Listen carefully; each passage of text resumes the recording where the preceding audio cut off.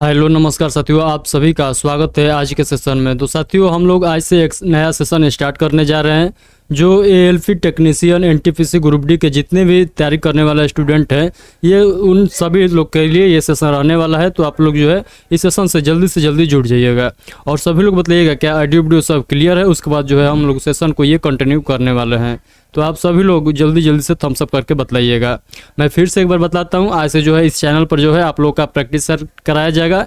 जो student ALP technician NTPC group D के जो तैयारी कर रहे हैं उन सारे के लिए जो है ये सेशन रहने वाला है। तो आप सभी लोग जल्दी इस सेशन से जुड़ जाइए और जो है इस चैनल को भी सब्सक्राइब कर लीजिएगा, क्योंकि इस चैनल पर जो है आप लोग को पर डे ये प्रैक्टिस सेट कराया जाएगा। तो चलिए हम लोग बिना किसी देरी के इस सेशन को स्टार्ट करते हैं। तो सबसे पहले क्वेश्चन आप लोग देखिएगा। क्वेश्चन स्टार्ट करने से पहले मैं आप लोग को बतलाता हूँ। क्वेश्चन आप लोग को देखिएगा, उसके बाद जो है आप लोग का व्याख्या किया हुआ क्वेश्चन आप लोग को दिखाई देगा। यानी जो क्वेश्चन आप लोग को सामने दिखाई देगा, सारे क्वेश्चन जो है व्याख्या के साथ दिखाई देगा, ताकि जो है लिखने में थोड़ा सा हम लोग को समय ज़्यादा लग जाता है, इसलिए पहले ही से व्याख्या किया हुआ है रहता है। तो चलिए हम लोग बिना किसी देरी के इस सेशन को स्टार्ट करते हैं। पहला क्वेश्चन है, भोपाल त्रासदी के दौरान किस गैस का रिसाव हुआ था? तो आप सभी लोग जानते हैं किस गैस का रिसाव हुआ था। तो ये हुआ था मैथिल आइसोसाइनेट गैस का जो है ये रिसाव हुआ था भोपाल त्रासदी के दौरान। तो ये आप लोग को ध्यान रखना है। इस क्वेश्चन का right answer option number C हो जाएगा। तो देखिए, भोपाल गैस त्रासदी में जो हुआ था ये 2 से 3 दिसंबर 1984 में हुआ था और गैस मिथाइल आइसोसाइनेट था और 40 टन से ज़्यादा का रिसाव हुआ था। तो ये आप लोग को याद रखना है। उसके बाद कंपनी जो था ये यूनियन कार्बाइड था, तो इंडियन कार्बाइड था। और उसके बाद देखिएगा तो प्रमुख ही इनका यानी कंपनी के प्रमुख जो थे ये वारेन एंडरसन था। और जो ये घटना हुआ था इससे मृतकों की संख्या जो था वो 3000 लगभग था। तो 3000 जो है यहाँ पर मृतक हुए थे। तो आप लोग को ये बात भी ध्यान रखना है। चलिए हम लोग आगे के क्वेश्चन को देखते हैं। अगला क्वेश्चन है, सतीश धवन अंतरिक्ष केंद्र कहाँ स्थित है? तो जो सतीश धवन अंतरिक्ष केंद्र है ये आप लोग को बतलाना है आंध्र प्रदेश में है। आंध्र प्रदेश में कहाँ है? सतीश धवन अंतरिक्ष केंद्र है। तो इसका लोकेशन आप लोग को याद रखना है।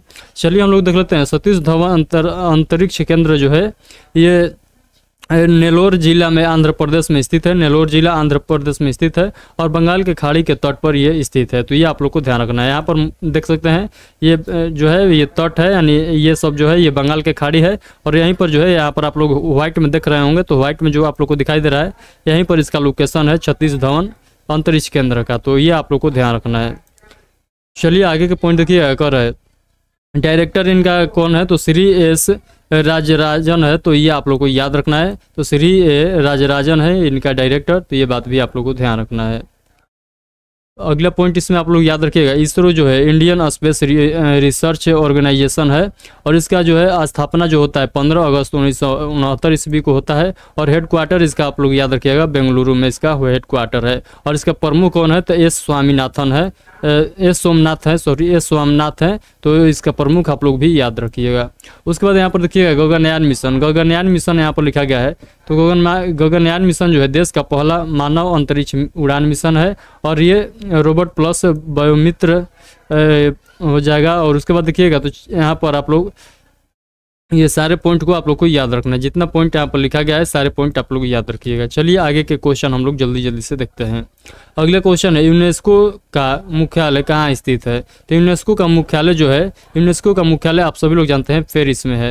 तो यूनेस्को का मुख्यालय आप लोग याद रखिएगा पेरिस आप लोग को याद रखना है। पेरिस फ्रांस आप लोग को याद रखना है। इसका हेडक्वार्टर है किसका? तो यूनेस्को का। तो चलिए हम लोग आगे के क्वेश्चन को देखते हैं। और इसका गठन जो हुआ था मैं आप लोग को बतला दूं, जो यूनेस्को इसका गठन आप लोग याद रखिएगा 16 नवंबर 1945 ईस्वी को जो इसका गठन होता है यूनेस्को का। और इसका हेडक्वार्टर जो है हम लोग क्वेश्चन में देख लिए हैं पेरिस फ्रांस में है। और इसके टोटल सदस्य देश जो है ये 195 देश है। तो ये बात भी आप लोग को याद रखना है। चलिए हम लोग आगे के क्वेश्चन को देखते हैं।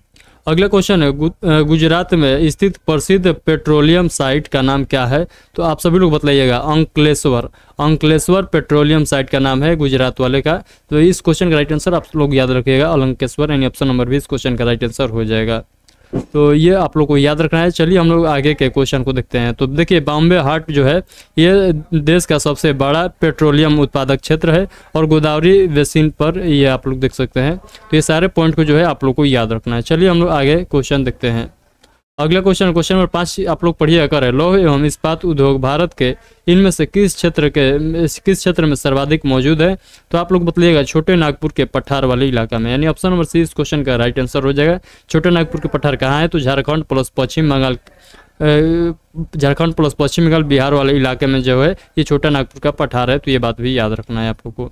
चलिए आगे क्वेश्चन देखिएगा, क्वेश्चन नंबर 6 पढ़िएगा, निम्नलिखित में से किस प्रमुख नदी तंत्र समूह द्वारा भारत के उत्तरी मैदान का निर्माण हुआ था? तो ये हुआ था जो सिंधु, गंगा और ब्रह्मपुत्र नदी के जो है तहत ही इसका निर्माण होता है। तो आप लोग ये बात याद रखिएगा।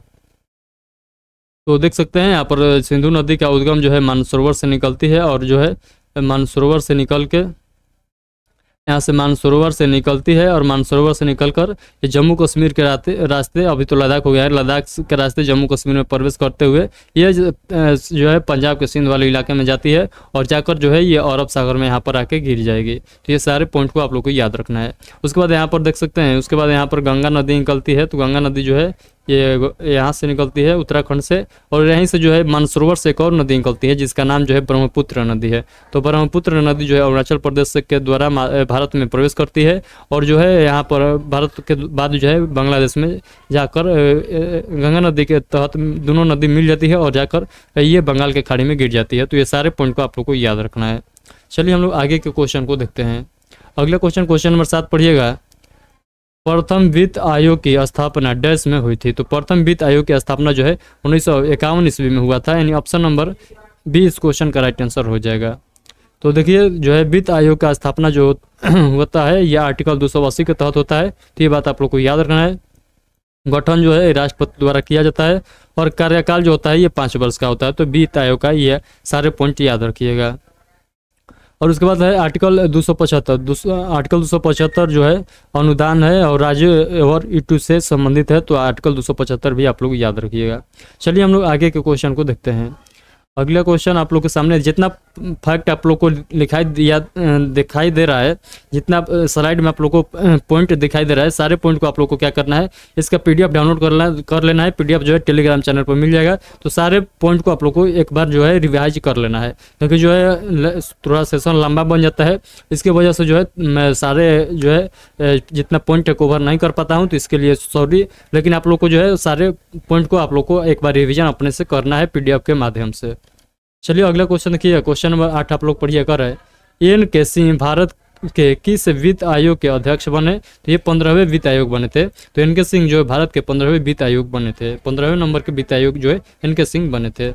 अगला क्वेश्चन है, भारतीय संविधान के किस अनुच्छेद में पंचायतों और स्थानीय निकाय शासन से संबंधित प्रावधान शामिल है? तो आप लोग याद रखिएगा, इस क्वेश्चन का राइट आंसर हो जाएगा आर्टिकल 243। आर्टिकल 243 जो है ये पंचायती राज व्यवस्था से संबंधित है। तो ये बात आप लोगों को ध्यान रखना है।